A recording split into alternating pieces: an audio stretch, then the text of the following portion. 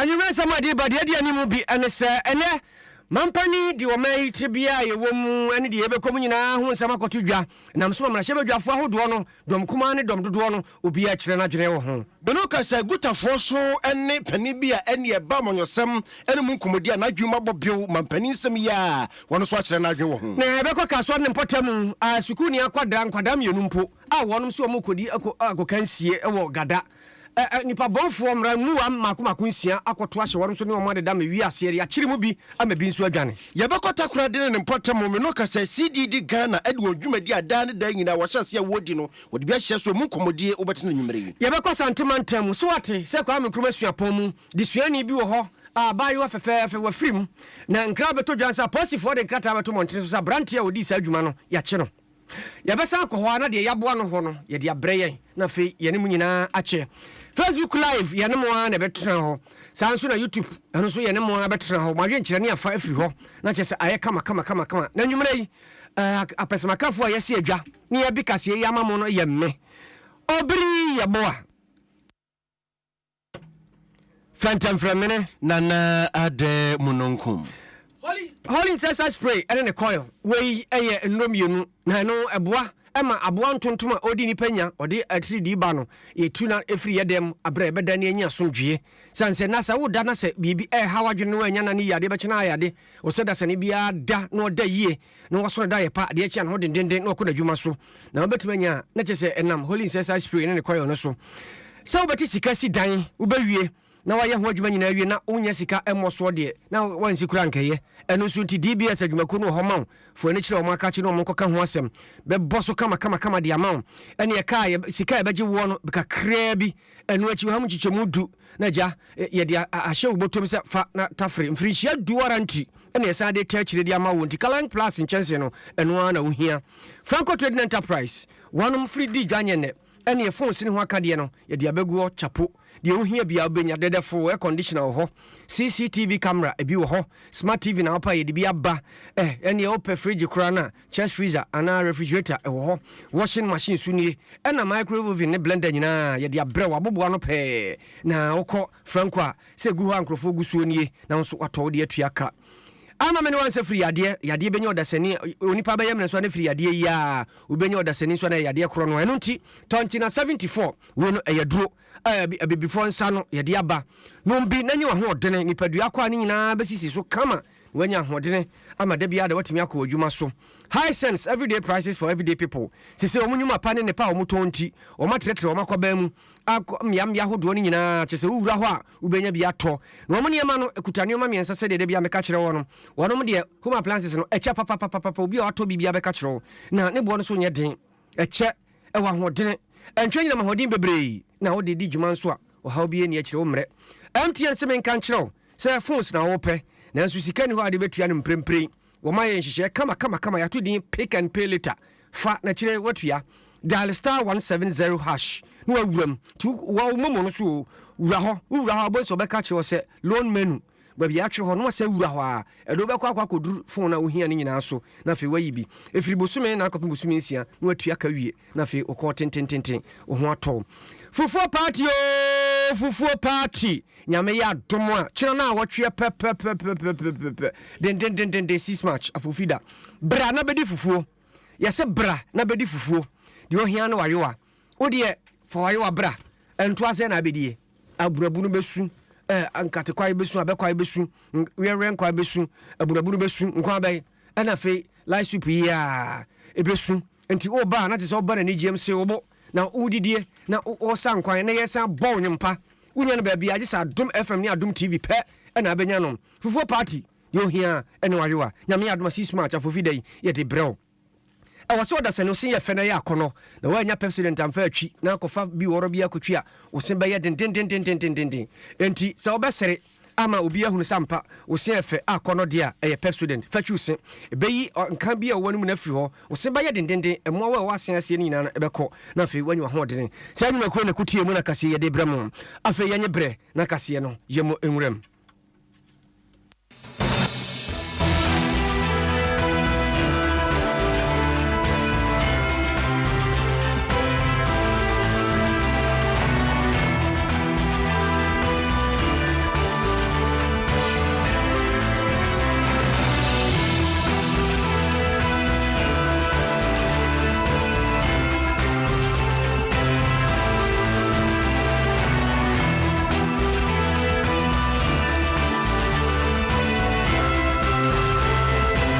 ye koda da yanyi brei na ye ntrese bo wusuo na face sa na gwa kunya so ne yenko yetu ene Ghana mampani John Dramani Mahama ma che badwa fie se de mamra hye no ko bowuru a ho na o ka o ma ti bia e mu ne de o de ba no wakasa no de tu dwa se abra wo bonto abe presi obeye mampani no o de dwumadie bi si nani so a ye frɛ no kokɔ nketenkete ne nyina ne se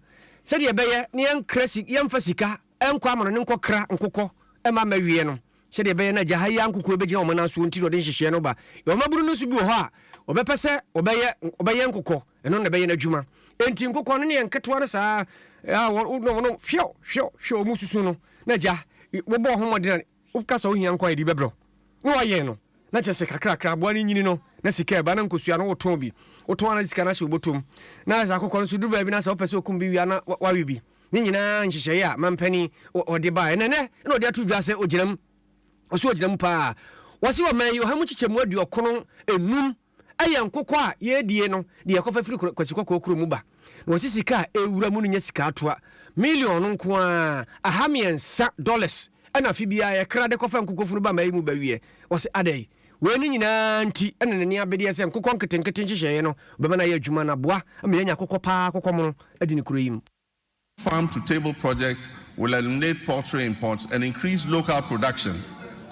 Ghana imports 95% of its poultry needs, which costs over $300 million annually. To reverse this trend, government plans to revamp the poultry sector by investing in hatcheries, feed mills, processing, and distribution, working towards eliminating poultry imports. And this is a good one. The Nkukon Kitinkiti project.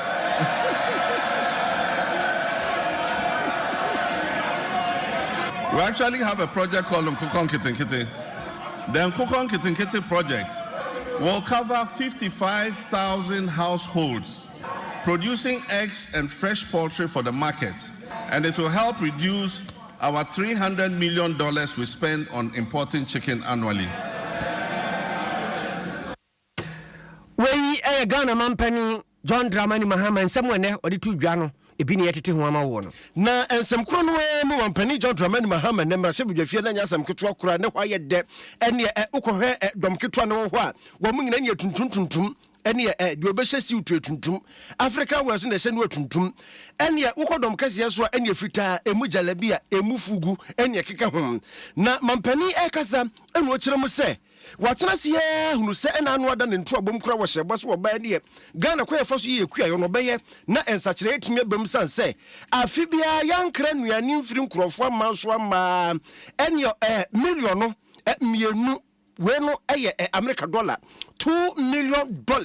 afibia o nanwo se da bi ɛwɔ de sakira bentimi no kasa wɔde hyehyɛ agu apono so ɛba bɛboa ama yekua yɛ ho nsɛm atumi agyina na so wɔwie ne kasa ɛne wɔkyerɛ mu sɛ ade ba ko atieti yɛ paa so ɔman ɛyɛ aduane tɔ ɛne ɛsɛ paa ko dwan so kɔtɔ bankye bɔde ne ntosu paa ne bɔde ne nye ntosu yi yɛtimi kan miɛnsa pɛ ɛde ma yɛse tanga na sidi mampane kyerɛm sɛ ha adwene paa ne sɛnti hyehyɛ a wɔde agu apono so betimi aboa ma yekua yɛ ho nsɛm agyina na so ɛwɔ man mu. Mr. Speaker, Ghana has fertile lands, abundant water and human resources. Yet we face a paradox. Our food import bill continues to soar, reaching alarming levels of over $2 billion annually. In addition, rising food inflation is burdening households and threatening livelihoods. To address this, we're implementing several well-considered policies to grow the agricultural sector, including agro-processing. This will be backed by reliable power supply to meet our country's needs while advancing exports to earn foreign exchange and strengthening our economy. The Agriculture for Economic Transformation Agenda, AETA for short, will modernize agriculture, enhance agribusiness, ensure food security, it will lower food inflation, it will boost exports, and create sustainable jobs. The Feed Ghana program will increase food production and reduce prices through projects like the Grain Development Project, focusing on rice, maize, and soya bean production. The Vegetable Development Project will target crops such as tomatoes, onions, and pepper. we eye mampani John Dramani Mahama na wo wie yem na ora Isaac Pabia wono eja womo a dokuya mamu nkabomkuo wono na etwotworofo pani de momom ede to dwa kirem se no kwasem ni ensem no mampani de kwoto dwa fakwe ho de na yom de ene echen wo enso manum to no mo bom na mmom ade ba ko mo hwe ni mu se mampani wakan enkoye anofafa na mmom ebeye adwuma ye papa mempenyi hono ono ekuyani sebi ohawa ekuyafo kum no so ono so hunu bi efise ohwa ono wafu oyekuyani asebi owo moane owo ni ade enti de mimi kom se kuyani no ono so kom the same thing ekba se akadia de be yekuya no ye kodwa dwaman so akota is the same price fertilizer boy dina ono so enti ase normal okaka no enye se bia omatrase no modo omadwen afa ho no moye nko ono so wa experience how I work here no ono so waye wakombu bi ehun se ne etienti. That is what gives us hope, say at least not just knowing the problem but we experiencing problem no so to say e ba so oye ho adwuma so dey that ye bompa ye so obetima ye ye nyira ye ho atoi we Isaac Apambila nene na wuti yi anya yemfiri Apambila ho na fe yenwura mu kokoko board so ho nsem mampani kasa de fa kokoko board ho no wo kire se wo mai wo hwe sikapudu a ye de tokoko a wo senka yenya na yenya enya sika atoa enam so kura makoko a wo senka yedua na yete kokoton no yentime nya ndodo ne nyina nsem pani ahwe ho yi eno so sei ena mampani chirechire mu Cocoa Board was unable to supply 333,767 metric tons of cocoa, which it had sold at $2,600 per ton. As a result, the then management of Cocoa Board rolled over these contracts into the 2024-2025 season. Honorable members, Mr. Speaker, this implies that for every ton of cocoa delivered this year, in fulfillment of the rollover contracts, Cocoa Board and Ghanaian farmers are going to lose $4,000 in revenue. Mr. Speaker, as I address this honorable house, Cocoa Board has supplied 210,000 tons out of the rollover contract, resulting in a revenue loss of $840 million for both Cocoa Board and the Ghanaian farmer. Mr. Speaker, Cocoa Board and the Ghanaian farmer will lose another $495 million by the time the board finishes supplying the remaining rolled over contracts. Additionally, Cocoa Road commitments alone total 21.7 billion cedis, of which only 4.4 billion is included in the total debt of 32.5 billion. This debt has arisen mainly because of the decision in 2019 and 2020 to award road contracts worth over $1 billion because of the election. Na mampani wadine kasa no afiri ho na otisi okada mu wose okada no sabre de wahye se yanyintum mrama ho kwan na mrante de adwuma ne fanya adwuma na se kura de oba ba yenu nie ya le foforo bi beba eno emfa yemfa fam ne begum eno de be de anyinam hode tumi no bi anyinam hode na nkasa na ebe di dwuma na no kura no wamo ade okada be adwuma isei ene yeri befiri mu kokofiri na mutuan kakra na baba ye wa wodia enti okada dwuma oka ho asem no eno so wo hyemu kra amana ya dwuma se de be ye beboa emabuna wonom di okada di dwuma ma yi mu no no chem se okada dwuma no aba ba betrase na eyade a se de tie bia no betrase a ebeboa mabunu no chance o mabunu bebre wo ha wonom ade di dwuma ma yi mu na so ho hyehyɛ ya ne ade eni honti akwakwa se wonom di eya dwuma kra na mra bia mata kire se de mra be bata kire ya sa ye kama ade ama wonom yanto so na yenyina mampani John Dramani Mahama ensamu na yenko kuma semra sesia yenko kuma semra amansanchi ame kodwo bimbreku woti yenka som na yenko kuma semra yefiri kuma seba ensam no ye ba beto so ura ayo ma me hwe Facebook won wo ene mamko Facebook wo mo dia Mr. Batman atonkra wose ade kasiebo no mitiemu pa saso na Chief Baba ewo free feel free barbering salon site 20 community 1 tema ene ewa woda happy birthday nkoma why yesi anwumere wa biem ku ha ene so sai na woda wonfa Adom FM so eni agwo kra na nakua mo aboaten enso atonkra de aba wase Kasiebo no mitiemu pa anya asem ketwa Mr. Kodwo Abmo ewa Showman wono so atonenkra ede aba wase obiri ade kulenu mechiachia mo pa mumoni adwuma pa moye ede abo my Ghana Ophelia enso ato ne de ede aba na ofidi na de count dem de jojo zade ono wono so ato ne nkra ede aba wose Kasiebo no wotie de abnacha enso ato nkra wose mechiachia mu wadom Steve Ford ede aba wose NDC never better for yo was it enya dia NDC am you ko ba my Ghana come say play 2 do me kwabenya boto mpasua so na wode efri ba was it wo ka dia emremremro na mum ne ye no ne asem no comfort asi edua enso atobi obimreku yanko hese watena sia fe na oja waso mu ama na yakọ abansa chance was ekuti ho dia so banti oben watena sia so mu Dia mejeso amansan chiame kwadwobe emreku na ene no se woba mantam ni mu a awrehosempa ni nyina ne se ukopie mu ewo Kwame Nkrumah esuapon no mu a na abeto dwa se ababaawa osuade ewo osuapon no mu ade chiye na eja na mu eda abonte a awrehosempa a enye asamketua na edia yensa eka Miss Joanna Deladem Yabani ena yetese wono na afrimu na enei apotifo de Pega HM se nipa kura wodi sa erukasem no omonsa timi aka no na naboache na edi ensem dachi mame emusa ndi akozana kwa aba ejosuminia na anope nyenhwe kan university de ne siye ahomachi no miensa na ababaawa ye freno Joanna Yambani ye KN University school for ni bi ekohu se the body eda school no disability center a ewo business school area mo ho na sema edi kan ba bonten se she was allegedly murdered by some unknown men. Now, university no earlier reports in say omo investigations and ahwehwemu egu akwema omo be say omo be ma nipa odisa ensamoni mu akotene ne omo de police for ensa ebeka omo. Na me no ka say KN University e release bi aba update on the death of Miss Joanna. Na omo che say abrantie bia mususu say oka sa ana odisa nyamra semi omo nsa police for ensa asonimu na impanyufo edi infihwemu ekosoa egu akwanmu ombe make sure say mamanfo eka ho bia omo edi sansamoni omo de omo nyina ebekwa akoma police for mene wo eka senso no CCTV footage ababonten a KNUST impanyufo echese omo de omo ni hwemu yie pa sede be emre ko nenim no ombetimi de niema egu akwam sede be ya sansemsemi bi enkoso biem na emom no imprempem no omo de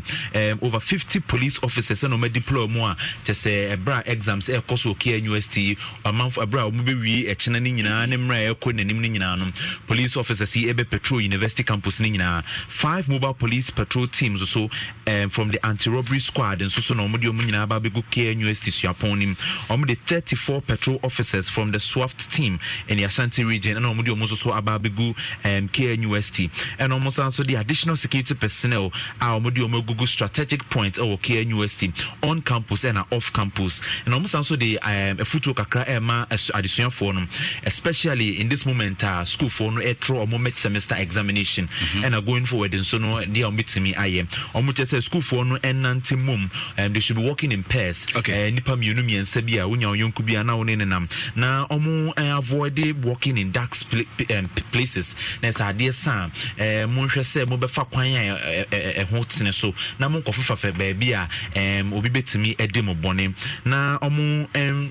tuomu ontwomu free manamontu omo kwa na phones ne laptops any ade ekitekita omo university no so provide security measures bi anase security telephone lines school for no so ebitimi afrese de be ya emre economy manase omo ko encounter such incidents omitimi e dey report na ma university no so de be omitimi etu ho na montentempa okay mianhwe na uchem se aposifo nsa kan nipa kora odi se wonu yanhwe se nipa kora no okɔ school ho na woye ge no eden na ekwan be so na fire aposifo nsa timika no na se o kan letter KNUST release ya che se abrante no musa kan no ababawa Joanna Yonkopa na ohwemu a onu na oni Joanna enam kopem se asami ana semi esiye intino for now the ni nyina allegation and suspicion say ebia na onu so enim the course no bi ye bomodi ya say ye be share CCTV ye so ye benya access to the CCTV footage no say nya access I be so bit me your own investigation. For now, we leave all the investigations to the university. Said so bit me a brief year okay, me jam kono sasem we see no say oko campus asuafo no wo mo situation no etisɛn anopana asami eba bonten no na adesuafo no do na social media pages and share concerns about security measures at work university just say na watching nko we eka ho asama asimiensa robbery cases and say incidents atoso miensa e work university a hwa ho ahomete na say university no ebe make sure say security no yombe miemu ye pa e wo campus say emre economy especially off campus no so no say university no so ebe mia security off campus ye pa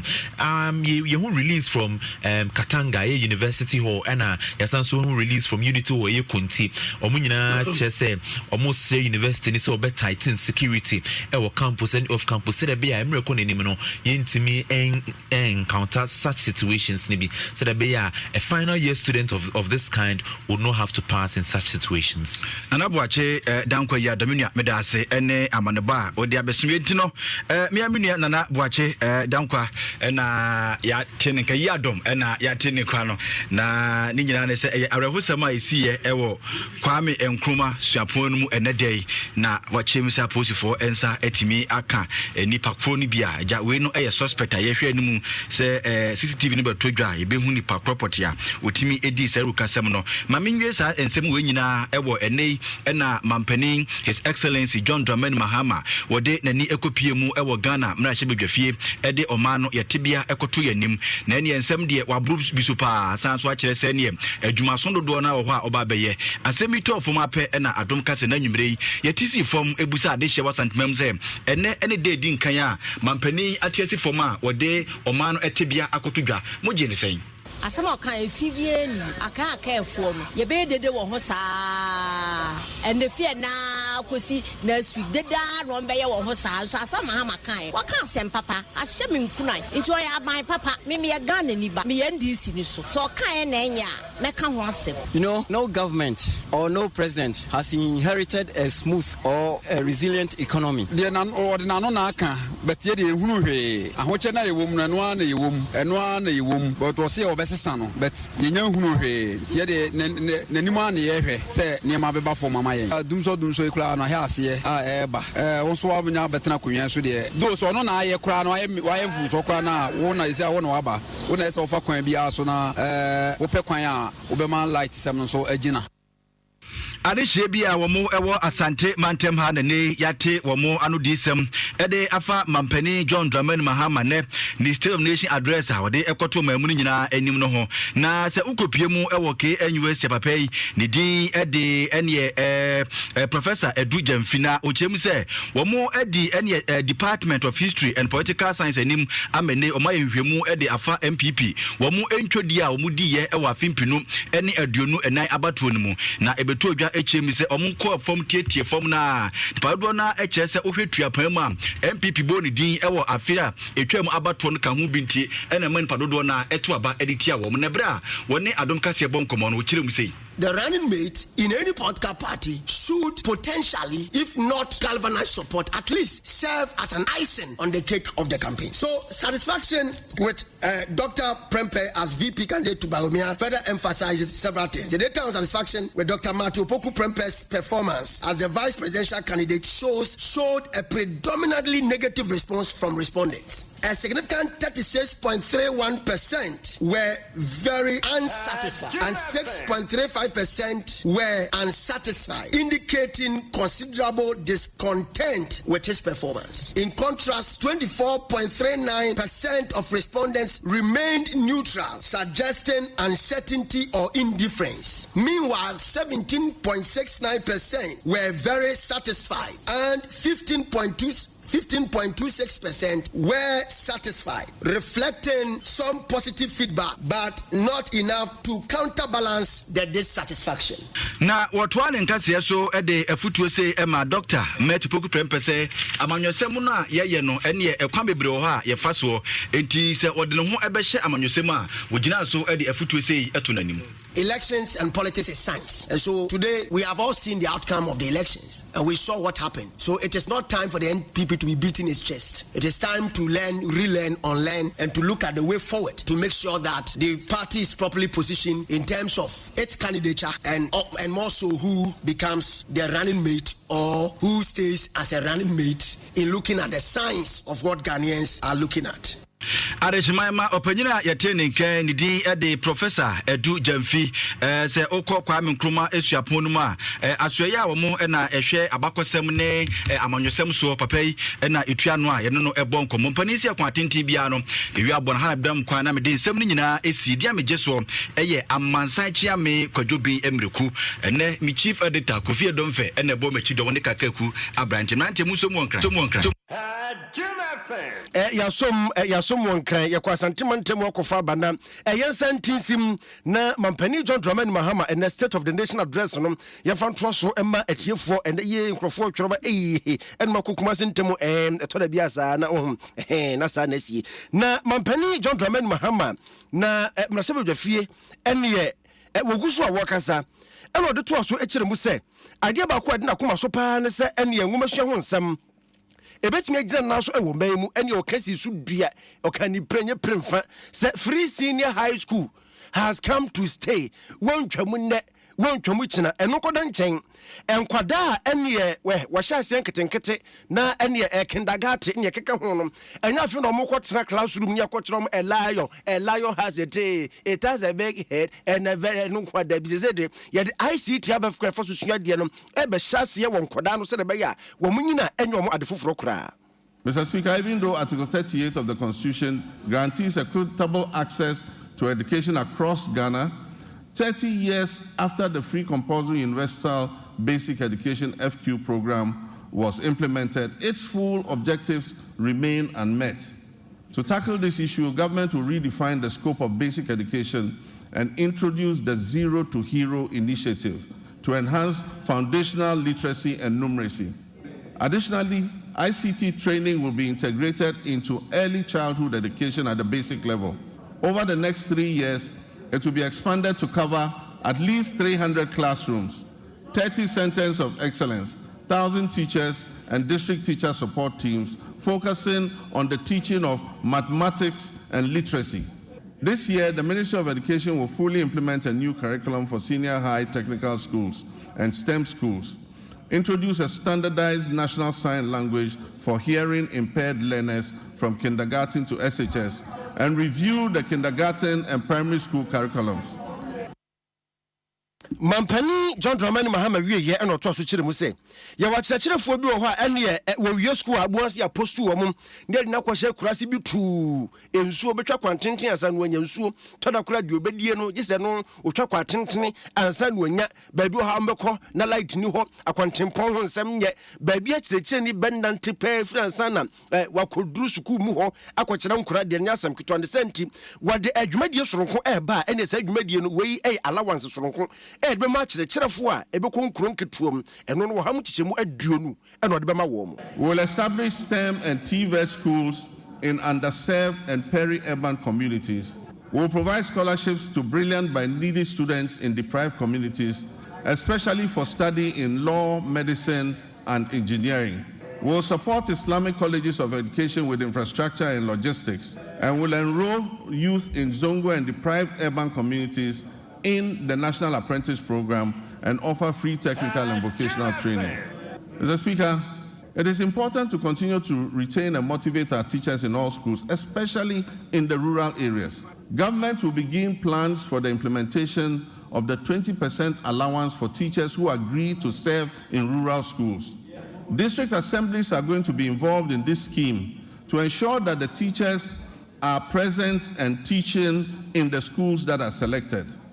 This scheme will reward such teachers for their sacrifices and ensure quality education nationwide, not only in urban centers. Mr. Speaker, as part of our Teacher Dabre initiative, the construction of teacher accommodation units to improve welfare and attract teachers to rural areas will commence this year. We Mampani John Dramani Mahama nanu disem na uti. Na mampani kasa wie ya pɛ ɛna mmarahyɛ badwa fie ɛne mmarahyɛ badwafoɔ Adom kuma ne dom dodo ni na obi a kyerɛ na adwene na dom kuma no de ɔmo ka ne sɛ abita na wa bata na biwa ya tenso yente yɛmfa nya hwe asɛm a mampani ɛka ne nyinaa kwa akɔ yɛhwɛ hwɛ dasɛm ensɛm bebre kura no san bɛka gu abanda da no so ne nyinaa nso no kura bi animu ɛna dom dodo no so kyerɛ sɛ wɔde asɛmpa no aba 24 economy no a ɛna wɔgyina ne nan so na yɛntie wɔnom animu asɛm ma no so ɛka fa nifa so ne nyinaa ne sɛ wɔne kyerɛ sɛ the state of the nations address no ebi abrɛ binom gyere sɛ ɛyɛ no ebinom nso so ɛnyɛ yɛnhwɛ adusua ne ɔmampani ɛka fa ho the ɔmampani he got the number wrong beneficiaries are benefited free SHS anya 3.4 said the ɔmampani mahama kan no ɛyɛ 3.5 million beneficiaries me woni sɛ ɔmampani ne ayɛ krado sɛ despite challenges a wabehu no obetimi adane nneɛma ɛde yɛn si the right path. Chance in Yasake almost say ya employ almost a lot of the Agenda 111 hospitals by about 5 or 6 are ever started. Yasake almost call for yeah me who say but some His Excellency Ababa in a campaign promises and some president kind there meet no na many aje na mere nso asan aho kire yɛn mpanyimfo akyekyere mfie bebree na obi de na mfie nwɔtwe pɛ abɛyɛ ne de ayɛ no na kyɛ sɛ awerɛ ho pɛ yi Mani Mahama ɔde to gwande no ɔyɛ yigye sɛ papa na ame as MP ɔyɛ me dawo me there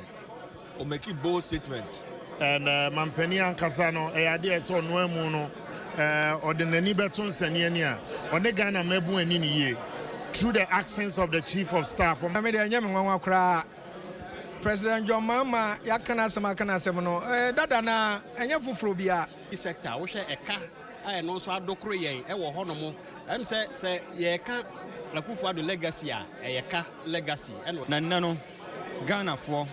ebe appreciate the true state of the nation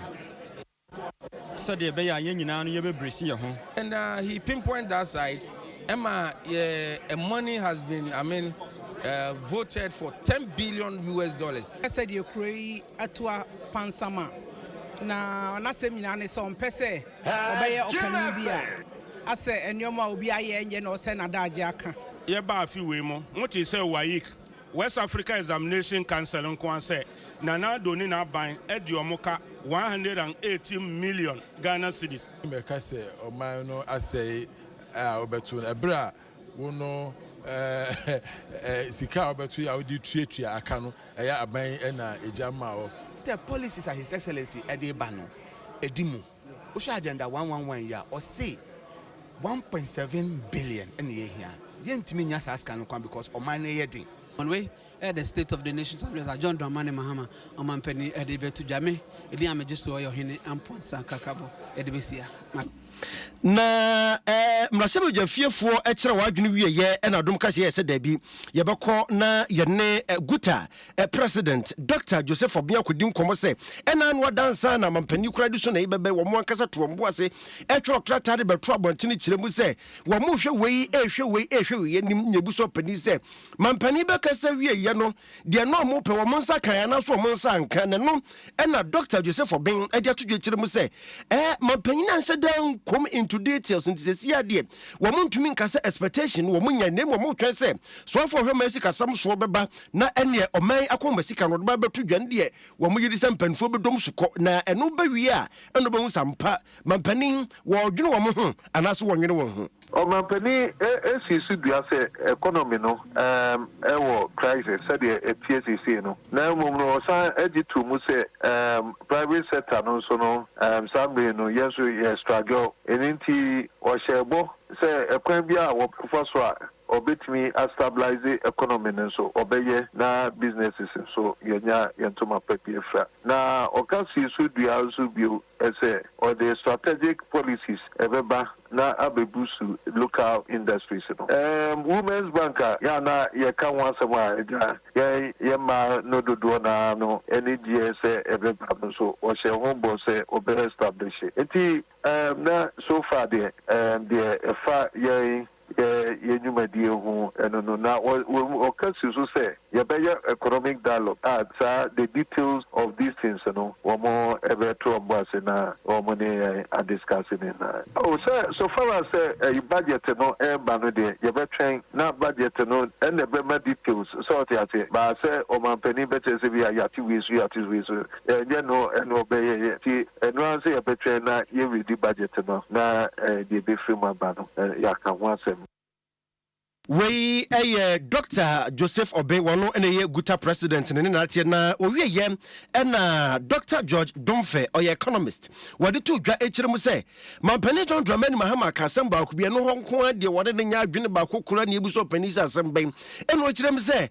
wose Ghana economy no atete mpanzam eya ekontebe adwene gunu die wone opani ne nya adwene ya obejina ene ahwe nyame enu makase economy very very bad na seven preduasa enye no kre na opeso ka kire Ghana for sentini say the economy from 1957 all the way to where we are now yenim afi bia sa afini de Ghana for ye ho to ya ma bibia ni tibia nyaye compared to this year na me nua ma kana Ghana for entimas ye kase economy enye inflation ko ene ye disusu economy ahoden say na makodwum ya to ne memu entisa ne tibia ne economy na collapse wa be ka say bia say preduasa na economy no onye sabi ehu su anim no ehu ni nimbia no unse dante ase anasa wo pese wo de ye ame politics minua ye kase economy ene de economy ne ye ekwaya oman no yesika sem ye niema ye se ankrankra niema wo ye ma ebe ma aduane aba no pono so ubusa Ghana ni bi obeka kire wo se niema edene afi bia ni ho amate se Ghana ni bi aka se afi de niema ye indeed the year 2016 and year John Dramani Mahama efiri wa kono so wo fa economy ujaye na wo fa ne de a ne se wo so de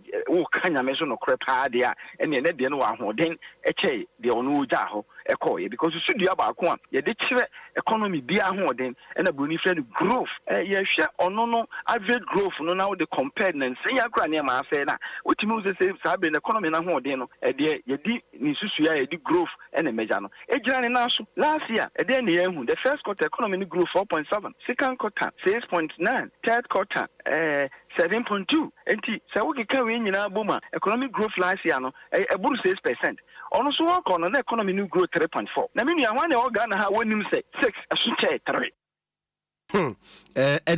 Asem na wie ya no we Dr. George Domfe na wo wie ne kasa eno de afutu koma amanyofo se ade ba ko bi wo amanyofo ho eya hadwene ene party A baba gitumi a wagi tumi na se party B ne wo opposition na se ko opposition a bo se wahoro no poto ene wanya hui party B so na beba na party ko opposition a ene party A wanya hui wo kirem se enye suban papa amanyofo gya a ebebu o man ne kikire ne nkankro In fact asem na da ho a tembia party bia ebe fa konya etena so a no pese wo horo party for na ekono was this say an economy records no and kamenya anka politicians yensua de ne twie ho efiri saa ho na nka meredo do de ko gina simpie so kan economy na say do beto so hopeless no what is am meredo no kire de opese wo ye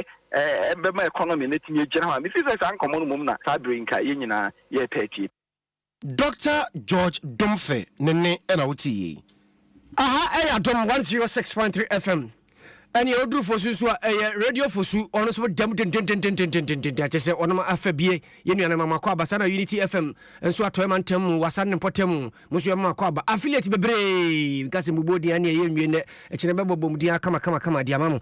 ani ye free nshira aba edaso gina mu asantema ntam nshira no gusu amutie na Facebook ya wie ho kakra ma memo YouTube no so na ho nso de memfa entwam mamu na me ko ha de na chese de odi kan ni Samuel Anane wase kunsu kwadwo kurum wase mampani Ghana for twen bosha wo sha ye no na se de akwakoye no dwadodo man survivor wase mamwadwo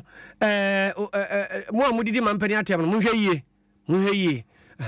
we every Isaac Bio or Zaragoza wase mampani woni bibia beka kire Ghana for de beka no aka kire mo no bibi fro bi ni ho Harrison Bennett wase mampani waye ni nyina odi free Parma Italy ne bae we Isaac Body wase good. Na yes one day was senyo kofi no amesi was mampani mahama Lawrence Nkegbe was mampani mon kan chance onsi Ghana mananya Ghana papa different atonsu monako ene baye Anthony Adujamfi was NDC makwaba Desmond Dixon was in the mampani asewadi tu dwano edi anigye ene arishimu abapa odi free France mase ene baye na yede ani echre odipo fa akọ kaswa mpotemu ho na yakopie bro no bi efra se gada ya mrantie bi wo modi nyambrasem mamuwa kra wo nyamrantie wo me mamuwa masizuo makoma nsia ya che won mu miensa adwane de wo maye nyina ne se JHS nkwada mienu mu kosuku maya wo mkodi agoro yesi agokanse ya na nkwada ekosi bie ya ntakoi ena nkwada ko ya won mo ba ena sa amrante kwai nkronyi yire won ma chese wo mdo mo sakeke kan won ma kosu kuma no ho ama asem aba ama ya chichiri bia ma bi nso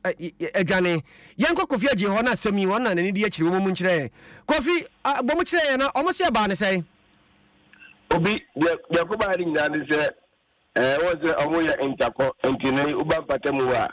esufo ni na ayaro muko na se di nya nu ko sika kan na ahono gada zone omo nya esi o makan no ewo ope kuma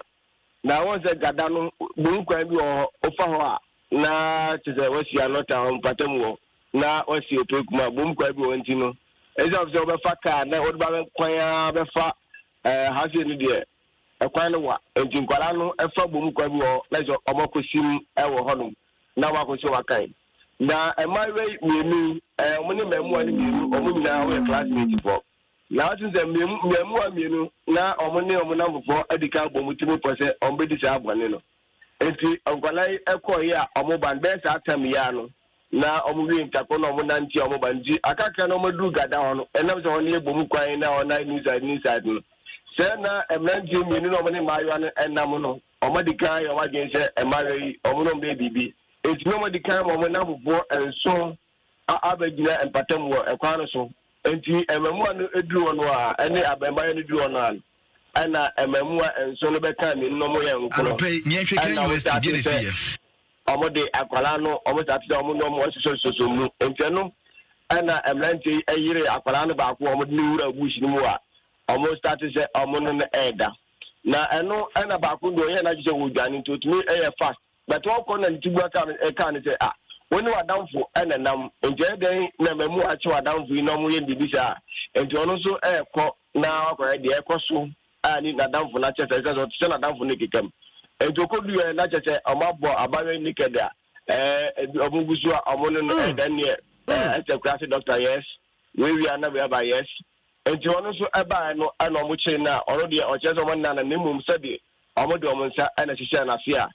akwara no wi ache no je omu ni nya no obia sabi o ma prepara enje no ana nam so emo mo ba fia ombebo o ma no amani sa so mba no na omu jesi ahye mu nya sabi na emu adane emu asai enje no ana ngobo mo ma mani ngobo aposifo amani am kopo school mu wa me no ka se no makwachi enkwara no makomako ensia mienu eko school ho ana emu maka no so de omu nko school enti omu di kanchi ni na wo school ho no ana mienu nso lead mo kwache town boys ni mafu afọ 4 ka na yensia na de nso no watwe nkro no de a mo leader na fo no bulldog on de me no ka say odi ho ka nwura o mo nyina adwane enti sa no ka say Kofi gira wo se odi say leader no de say bulldog wona nya mfiri hia say no dunko he ana o mo aka no so nya mfiri hia say dunum dunsia ish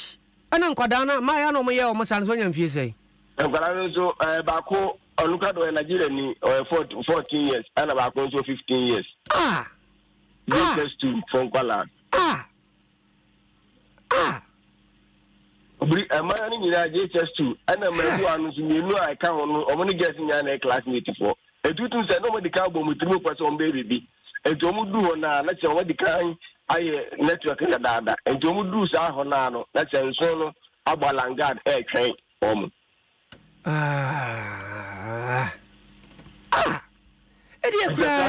yes now we are solid now we have a yes sa enti nkwara na ma ya no mo yo mo sa no sabre omo ya sabia na se ya hwe mama mko fie me no ka say de omodo mafa ko pem awakaso polyclinic doctor for na motimi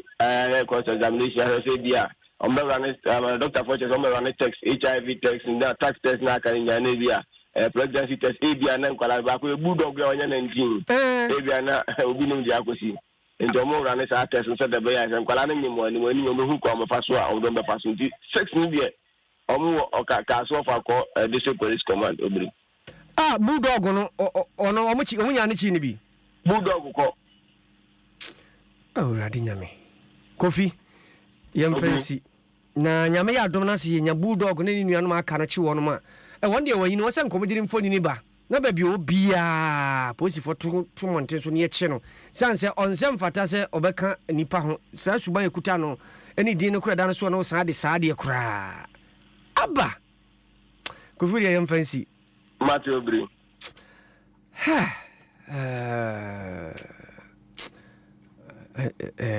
Meraho. Na se obo baba yo wasi so awo kosuku. Na obi nso be wo ne mamu wa. Na o tete oba. Mana ehunu se de obebo ne brada a chian fa na obi nso de wagya no sa anti. Na dwemmone kuta no na ode be se oba. Asemu. Odi yanko yenim ma yanko nsem fufuru mu mede wo kɔ takorade na wenim sɛ ɛyɛ Center for Democratic Development ɛyɛ CDD Ghana meno ka sɛ wɔnenam ɛne mantam ahodoɔ mmorono so ɛne timamufoɔ edidi nkɔmɔ deɛ wɔhwɛ animu afiri aban nkyɛn esan sɛ wonsom ne nipa mo so to aba ɛna yɛka government so anya government nko ane aba nyina yɛka obi ne senti ɛne wɔnenam mo anam no ka sɛ takorade ɛna wɔmde wɔmani akyerɛ legal and policy officer Adoma CDD Ghana Mame Elikam any Adom Kasiebo and some of the two yentie. So the purpose for today's program is to gather citizens' perspectives and opinions on different issues that we have been experiencing over the years, like local government reform, corruption, galamsey, education, election reform. At CDD, we've been working on these issues for years, and we felt that this was the time to now gather citizens' ideas and maybe even solutions on how we can go about, or even how the government can tackle some of these issues and problems that we continue to face. Account for citizens going home. I mean, because every 4 years, citizens go out and then they vote, and then the new government comes. And then when the new government comes, for a lot of them, the problems are either the same or they get worse. I mean, for example, between 2020 and 2024, see how low quality the economy has, see how bad the government has become, and people are unhappy and frustrated. And so you feel for them that you don't want another situation where another 4 years citizens just vote. And then they go, it's the same cycle over and over again. Something has to change at a certain point. At a certain point, we have to give citizens that power that, okay, this one is not going to be the same. This time it will be different. So on the positive side, what can be done to address this? What is the encouragement? I mean, this is power and those who voted. Those who voted. I mean, this is the first step. The first step is for those who were voted into power to listen to what the citizens are saying. Because it was the citizens that brought you into the power. It's the citizens that are the ones that gave you the power to act. You can't act just because, on your own. We Mame Elikam, Legal and Policy Officer, CDD Ghana, Nene NOT. Enche beti asifo na ya toatoa homa na ye de ani akyere kura ye frɛ sɛ asaman manso asaman awasantemantam manso mpatam ho na amansia west asem na mekan enkra firu abeto dwanwumre yi a kyesa brante bi e frɛ no Augustine Mensa onyam fi hyedu asam yensa momo ho adwuma bi no ye momo vendor nipa bi akobo ntu akunu na omususu sa konferenfo manso ya okurum ho ɛna sa rehusemi asie ye toatoa homa se yensa beka na afi ade bɛkye anopa no na animu ada ho aha ana kase ni yedi mu esie na sidapie esie enkoma